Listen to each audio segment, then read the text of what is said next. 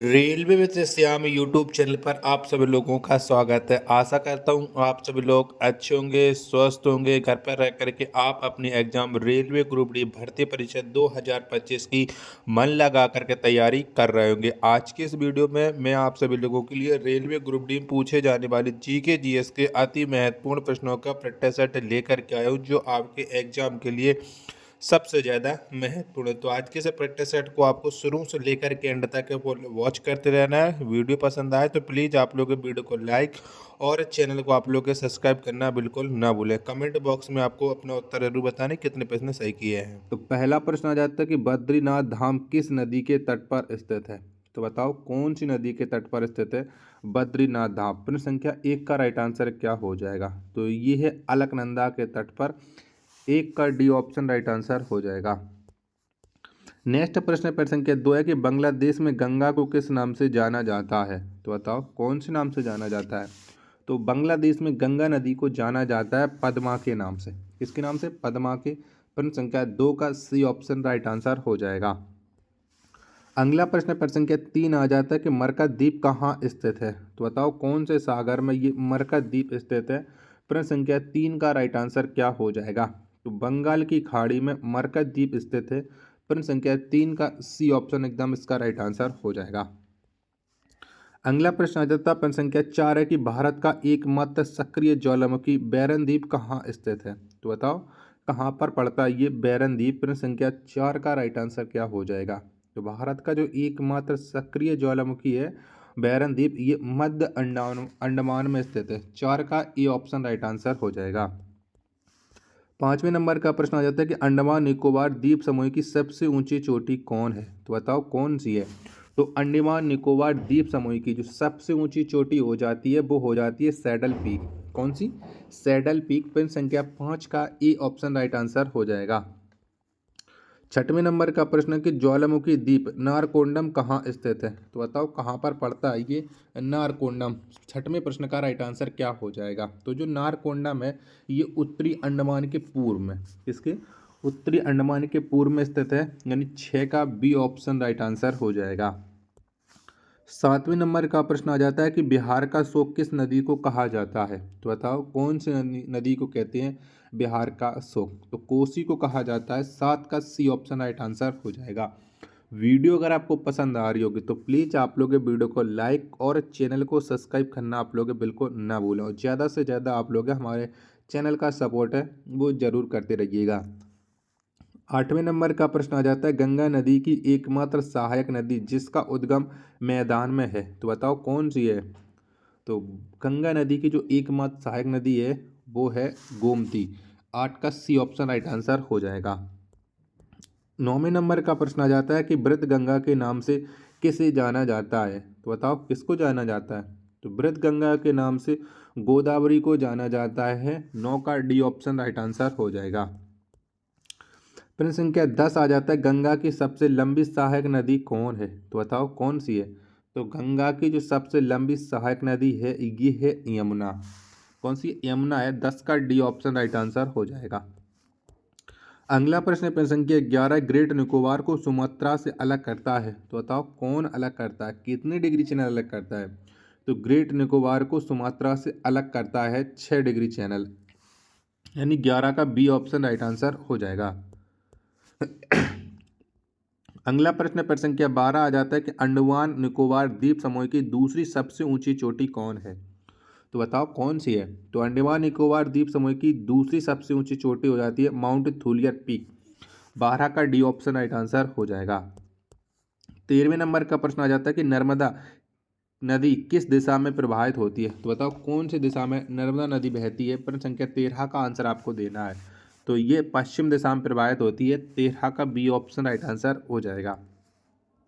14वें number का प्रश्न आ जाता है कि रॉस द्वीप का नाम बदल करके क्या रखा गया है। तो बताओ क्या नया नाम पड़ा है रॉस द्वीप का। प्रश्न संख्या 14 का राइट आंसर क्या हो जाएगा। तो रॉस द्वीप का जो नया नाम है वो है सुभाष चंद्र बोस द्वीप। 14 का सी ऑप्शन करेक्ट आंसर हो जाएगा। आशा करता हूँ और उम्मीद है कि वीडियो आपको जरूर पसंद आ रही होगी, क्योंकि जो सारे के सारे प्रश्न हैं ये आपके एग्जाम ओरिएंटेड प्रश्न हैं। ठीक है, तो आप लोगों ने चैनल को सब्सक्राइब जरूर कर लिया होगा और वीडियो को अपने दोस्तों के पास शेयर जरूर कर रखा होगा। अगला प्रश्न प्रश्न संख्या 15 आ जाता है कि नील द्वीप का नाम बदल करके क्या रखा गया है। तो बताओ क्या नया नाम हो गया है नील द्वीप का। प्रश्न संख्या 15 का राइट आंसर क्या हो जाएगा। तो इसका नया नाम हो जाएगा शहीद द्वीप। 15 का बी ऑप्शन का राइट आंसर हो जाएगा। 16वें नंबर का प्रश्न आ जाता है कि व्हीलर द्वीप का नया नाम क्या है। तो बताओ कौन सा है। तो व्हीलर द्वीप का जो नया नाम हो जाता है वो हो जाता है अब्दुल कलाम द्वीप। यानी 16 का बी ऑप्शन राइट आंसर हो जाएगा। नेक्स्ट प्रश्न प्रश्न संख्या 17 आ जाता है कि हैवलॉक द्वीप का नया नाम क्या है। तो बताओ कौन सा है। तो हैवलॉक द्वीप का जो नया नाम पड़ता है वो हो जाता है स्वराज द्वीप। प्रश्न संख्या 17 का ई ऑप्शन करेक्ट आंसर हो जाएगा। चलिएगा अगला प्रश्न प्रश्न संख्या 18 आ जाता है सिंधु नदी की सबसे बड़ी सहायक नदी है। तो बताओ कौन सी है सिंधु की सबसे बड़ी सहायक। 18 का आंसर आपको बताना है। तो ये है चिनाब। 18 का डी ऑप्शन राइट आंसर हो जाएगा। 19वें नंबर का प्रश्न आ जाता है कि रानी लक्ष्मीबाई बांध किस नदी पर स्थित है। तो बताओ कौन सी नदी पर रानी लक्ष्मीबाई बांध है। 19वें प्रश्न का आंसर आपको देना है। तो ये बेतवा नदी पर पड़ता है। 19 का सी ऑप्शन करेक्ट आंसर हो जाएगा। आपको बताना है कि ये रानी लक्ष्मीबाई बांध है वो कौन से राज्य में स्थित है। प्रश्न संख्या 20 में है कि आपके सामने की विद्यासागर सेतु किस नदी पर बनाया गया है। तो बताओ कौन सी नदी पर विद्यासागर सेतु का निर्माण है वो किया गया। 20वें प्रश्न का राइट आंसर क्या हो जाएगा। तो इसका निर्माण किया गया हुगली नदी पर। 20 का ई ऑप्शन करेक्ट आंसर हो जाएगा। 21वें नंबर का प्रश्न आ जाता है कि लक्षद्वीप समूह का सबसे छोटा द्वीप कौन है। तो बताओ कौन सा है। 21वें प्रश्न का राइट आंसर क्या हो जाएगा। तो यह बिट्रा है। लक्षद्वीप समूह का सबसे छोटा द्वीप। 21 का बी ऑप्शन राइट आंसर हो जाएगा। अगला प्रश्न आ जाता है प्रश्न संख्या 22 है कि दक्षिण भारत की गंगा किसे कहा जाता है। तो कौन सी नदी को कहती है दक्षिण भारत की गंगा। 22वें प्रश्न का राइट आंसर आपको बताना है कि 22 का राइट आंसर क्या हो जाएगा। तो कावेरी को कहा जाता है दक्षिण भारत की गंगा। 22 का डी ऑप्शन राइट आंसर हो जाएगा। 23वें नंबर का प्रश्न है कि भारत पाकिस्तान के बीच सिंधु जल समझौता कब हुआ था। बताओ कब हुआ था। प्रश्न संख्या 23 का राइट आंसर क्या हो जाएगा। तो भारत पाकिस्तान के बीच सिंधु जल समझौता ये 1960 में हुआ था। यानी 23 का सी ऑप्शन राइट आंसर हो जाएगा। नेक्स्ट प्रश्न संख्या 24 आ जाता है लक्षद्वीप और मिनिकॉय को अलग करता है। तो कौन सा डिग्री या कौन सा चैनल है वो लक्षद्वीप और मिनिकॉय को अलग करता है। प्रश्न संख्या 24 का राइट आंसर क्या हो जाएगा। तो 9 डिग्री चैनल है वो अलग करता है। 24 का डी ऑप्शन एकदम इसका राइट आंसर हो जाएगा। अगला प्रश्न संख्या 25 आ जाता है कि लखनऊ किस नदी के तट पर स्थित है। तो बताओ कौन सी नदी के तट पर है वो लखनऊ स्थित है। 25 का राइट आंसर क्या हो जाएगा। तो ये गोमती नदी के तट पर स्थित है लखनऊ। 25 का सी ऑप्शन एकदम इसका राइट आंसर हो जाएगा। 26वें नंबर का प्रश्न आ जाता है कि अयोध्या किस नदी के तट पर स्थित है।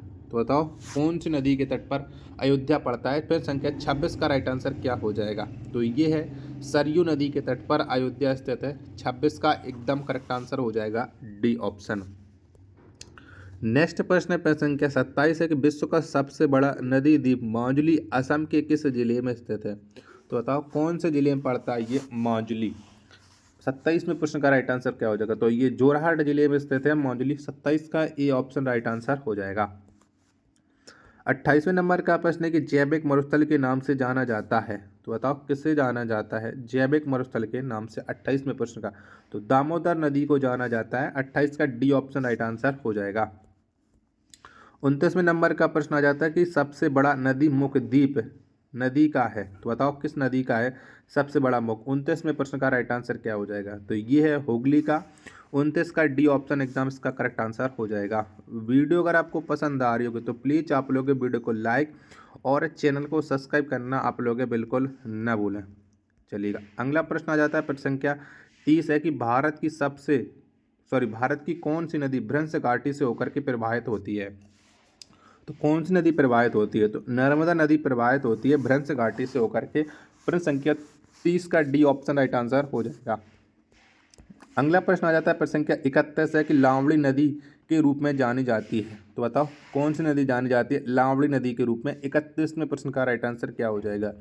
तो ये लूनी जानी जाती है। 31 का डी ऑप्शन राइट आंसर हो जाएगा। 32वें नंबर का प्रश्न है कि हैदराबाद किस नदी के तट पर स्थित है। तो बताओ कौन सी नदी के तट पर हैदराबाद पड़ता है। 32वें प्रश्न का राइट आंसर क्या हो जाएगा। तो ये हैदराबाद मूसी नदी के तट पर स्थित है। 32 का बी ऑप्शन राइट आंसर हो जाएगा। 33वें नंबर का प्रश्न, उज्जैन किस नदी के तट पर स्थित है? तो बताओ कौन सी नदी के तट पर उज्जैन स्थित है? तो उज्जैन ये क्षिप्रा नदी के तट पर स्थित है। 33वें प्रश्न का डी ऑप्शन राइट आंसर हो जाएगा। अगला प्रश्न है प्रश्न संख्या 34 आ जाता है, प्रायद्वीपीय भारत की सबसे लंबी नदी कौन है? तो बताओ कौन सी है प्रायद्वीपीय भारत की सबसे लंबी नदी? 34वें प्रश्न का राइट आंसर क्या हो जाएगा? तो ये है गोदावरी। 34 का बी ऑप्शन राइट आंसर हो जाएगा। अगला प्रश्न पढ़ा जाता है प्रश्न संख्या 35 है कि बगलिहार परियोजना किस नदी पर स्थित है? तो कौन सी नदी पर बगलिहार परियोजना का निर्माण किया गया? 35वें प्रश्न का राइट आंसर क्या हो जाएगा? तो इसका निर्माण किया गया चिनाब नदी पर। 35 का ए ऑप्शन राइट आंसर हो जाएगा। 36वें नंबर का प्रश्न कि तुलबुल परियोजना किस नदी पर स्थित है? तो बताओ कौन सी नदी पर तुलबुल परियोजना का निर्माण है वो किया गया है? तो ये किया गया है झेलम नदी पर। 36 का सी ऑप्शन राइट आंसर हो जाएगा। 37वें नंबर का प्रश्न कि दुलहस्ती परियोजना किस नदी पर स्थित है? तो बताओ कौन सी नदी पर यह दुलहस्ती परियोजना है? तो ये है चिनाब नदी पर दुलहस्ती परियोजना।